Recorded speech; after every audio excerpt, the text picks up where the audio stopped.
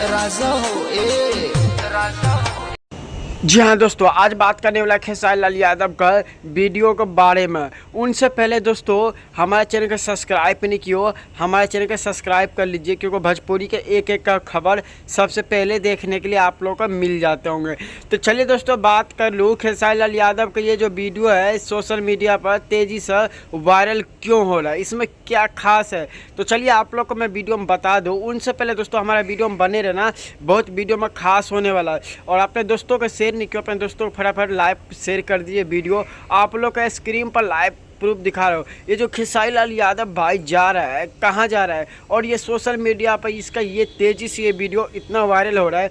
इसमें एक चीज़ खास है, खेसारी लाल यादव ने अपने पूरे टीम के साथ आया था, कहाँ पर आया था, कहाँ पर गया था, कहाँ पर क्या हुआ था, पूरे सच्चाई इस वीडियो में आप लोग को देखने के लिए मिल जाता है।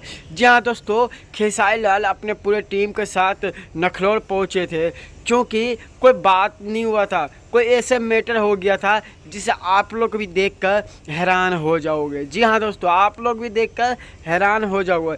खेसारी लाल यादव को मारने की क्या धमकी मिला था, तो क्या मारने की धमकी मिला था कि खेसारी लाल न्यू गाड़ी लिया था, उसके लिए धमकी मिला था।